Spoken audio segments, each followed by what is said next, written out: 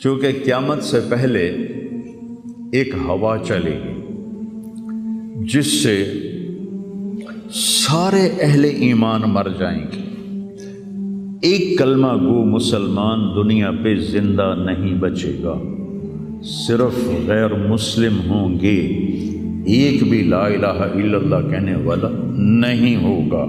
اور قیامت سے 30 سال پہلے، قیامت سے 30 سال پہلے بچے پیدا ہونے بند ہو جائیں گے کہ کسی بچے پر قیامت نہیں آئے گی۔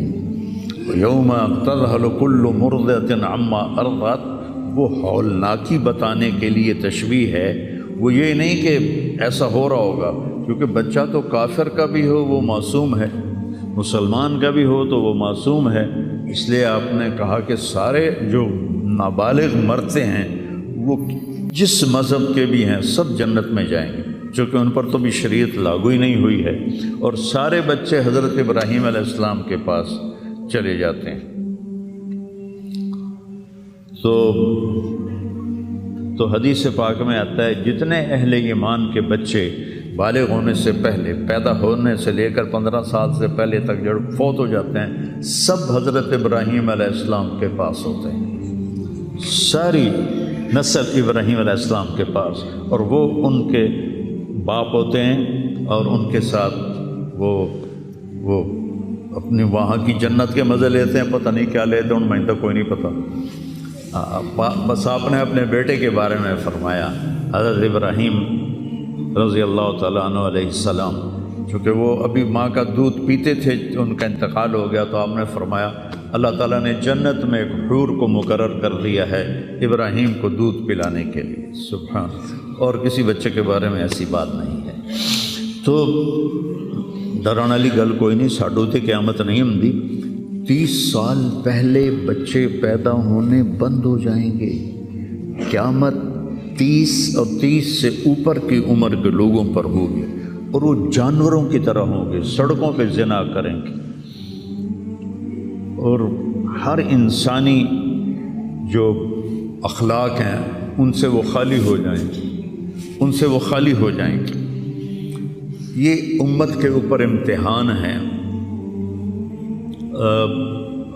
ہمارا ایک ساتھی ہے وہاں کینیڈا میں، اس سے مجھے خواب سنایا کہ میں نے دیکھا کہ غزہ کے جتنے شہداء کے بچے ہیں وہ آسمان پہ تیر رہے ہیں، اور اللہ کے نبی ہر آنے والے کا استقبال فرما رہے ہیں۔ تو ہمیں دیکھنے میں تو بڑا ظلم نظر ہے، ظلم ہے بھی صحیح، لیکن ہماری تو موج ہے، تو سارے جنت میں گئے، جتنے بڑے شہید ہوئے وہ بھی جنتی، عورتیں شہید ہوئیں وہ بھی جنتی، مرد شہید ہوئے وہ بھی جنتی، اور بچوں کا تو میں نے کینیڈا میں ایک نوجوان خواب دیکھ رہا ہے، راونڈ کا پڑھا ہوا ہے، عالم ہے، کہ میں نے خواب دیکھا کہ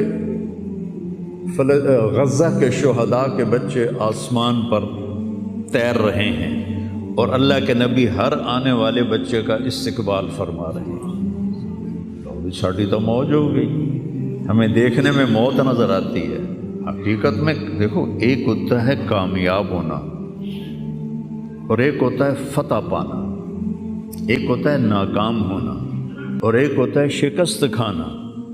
یہ دو الگ چیزیں ہیں، کامیابی الگ چیز ہے، فتح الگ چیز ہے، ناکامی الگ چیز ہے، شکست الگ چیز ہے۔ کربلا کے میدان میں سب سے مقدس خون بہایا گیا، سب سے پاکیزہ خون بہایا گیا، اور ان سب کو شکست ہو گئی، اور وہ سارے گردنیں کٹوا کے نیزوں پہ چڑھ گئے، لیکن وہ ناکام نہیں ہیں، وہ کامیاب ہیں۔ انہیں شکست ہوئی ہے، انہیں ناکامی نہیں ہوئی، وہ کامیاب ہیں۔ اور شمر کا لشکر وہ فتح پایا ہے، وہ کامیاب نہیں ہے، انہوں نے فتح پائی، کامیاب نہیں ہے۔ ابن زیاد کی گردن کٹ کے جب لائی گئی مصعب بن عمیر کے سامنے، جیسے حضرت حسین علیہ السلام کی گردن کٹی ہوئی ابن زیاد کے سامنے رکھی گئی تو وہ ایسے منہ پہ چھڑیاں مار کر کہنے لگا میں نے ایسا خوبصورت چہرہ آج تک نہیں دیکھا جو مرنے کے بعد بھی اتنا چمکتا۔ کٹی ہوئی ابن زیاد کے سامنے رکھی گئی تو وہ ایسے منہ پہ چھڑیاں مار کر کہنے لگا میں نے ایسا خوبصورت چہرہ آج تک نہیں دیکھا جو مرنے کے بعد بھی اتنا چمکتا ہوا تر و تازہ ہو۔ تو حضرت ابو برزہ اسلمی رضی اللہ تعالیٰ عنہ نے کھڑے ہو کر روتے ہوئے فرمایا کہ ظالم یہ چھڑی یہاں سے ہٹا لے، میں نے ان ہونٹوں پہ اللہ کے نبی کے ہونٹوں کو لگتے ہوئے دیکھا ہوا۔ تو کہنے لگا تو بوڑھا ہو گیا ورنہ تیرا بھی سر اڑا دیتا میں۔ تو جب اللہ تعالیٰ انتقام لینے پر آئے اور ابن زیاد کو قتل کیا گیا اور اس کی کٹی ہوئی گردن آئی حضرت مصعب بن عمیر کے سامنے، تو ایک دم مجمع میں ہلچل مچی، جاءت وہ آیا، کیا دیکھا؟ ایک چھوٹا سا سانپ، اتنا انتہائی تیز، وہ تیزی سے آیا اور اس کی ناک میں داخل ہوا اور منہ سے نکل گیا، پھر اس کی ناک میں داخل ہوا اور منہ سے نکل گیا، پھر اس کی ناک میں داخل ہوا، پھر اس کے منہ سے نکل کے پھر غائب ہو گیا۔ تھوڑی دیر کے بعد پھر آواز آئی، وہ آیا، تو دیکھا وہ بھی سانپ پھر آ رہا ہے اور آ کر اس کی ناک میں داخل ہوا اور پھر نکلا نہیں، اندر ہی غائب ہو گیا۔ فتح پائی ابن زیاد نے لیکن ناکام ہو گیا، شکست کھائی امام حسین علیہ السلام اور ان کے 72 ساتھیوں نے، لیکن وہ کامیاب ہو گئے۔ جنگ سے پہلے آپ کو اونگ آ گئی تو آنکھ کھلی تو آپ ہنسنے لگے۔ حضرت زینب نے پوچھا یہ کوئی ہنسنے کا موقع ہے، کیوں ہنسے ہو؟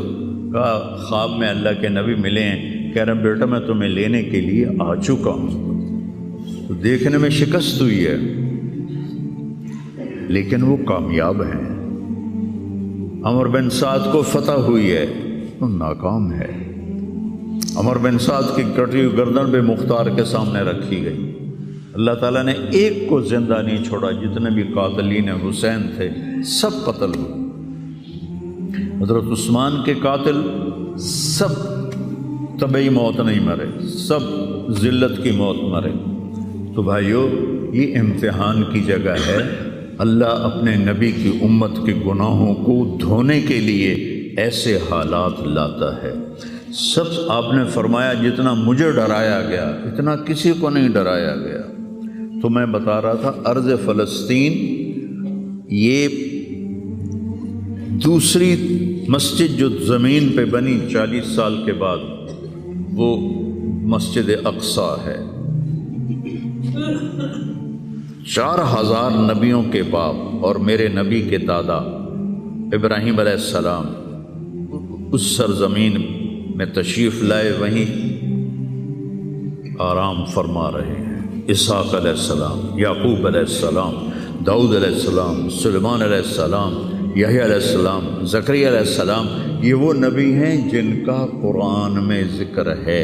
اس کے علاوہ بھی سینکڑوں نبی ہیں جن کے نام نہ تاریخ میں ہیں نہ قرآن میں ہیں، جو اس سرزمین کے اندر ہیں۔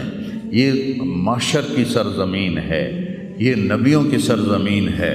میرے نبی نے فرمایا ارض المنشر والمحشر، یہ محشر کی سرزمین ہے اور دوبارہ زمین سے باہر نکلنے کی سرزمین ہے۔ اور پہلا بڑا معرکہ روم اور صحابہ کے درمیان ہوا تھا فلسطین میں، اجنادین کے مقام پر جو آج رملہ کہلاتا ہے۔ رملہ کے قریب یہ روم کی تعداد 90,000 تھی اور صحابہ کی تعداد 30,000 تھی، اور خالد ابن ولید رضی اللہ تعالیٰ عنہ وہ لشکر کے امیر تھے۔ اس وقت وہ عراق میں تھے۔ جب حضرت ابو بکر صدیق کو پتہ چلا کہ جو 18 دن کا تھا اور ایک راستہ تھا جس سے لوگ آتے جاتے تھے وہ 2 مہینے کا تھا، تو حضرت خالد نے فرمایا میں اس صحرا کو پار کروں گا۔ لوگوں نے کہا ہم بھوک سے مر جائیں گے، پیاس سے مر جائیں گے۔ کہا جس لشکر میں رافع ابن عمیرہ ہو وہ لشکر ہلاک نہیں ہو سکتا۔ آئے اشاق گئے وعدہ فردہ لے کر، اب انہیں ڈھونڈ چراغ رخ زیبا لے کر آئے تھے کچھ لوگ جو اللہ کو راضی کر کے دوستی لگا کے دکھا گئے، کب اپنی آنکھوں سے ڈھونڈ چراغ رخ زیبا، تمہیں نظر کوئی نہیں آئیں گے، مرد نظر آئیں گے، انسان کوئی نہیں نظر آئے گا، عورتیں نظر آئیں گی، انسان کوئی نہیں نظر آئے گا۔ تو فرمایا جس لشکر میں رافع ہو وہ لشکر ہلاک نہیں ہو سکتا۔ انہیں فرمایا ہمارے پاس پانی کا بڑا ذخیرہ ہے، ہم ہلاک نہیں ہوں گے، نہیں، ہمارے پاس رافع ہے، اور وہ شخص ہے جو کہے گا اللہ کرے گا۔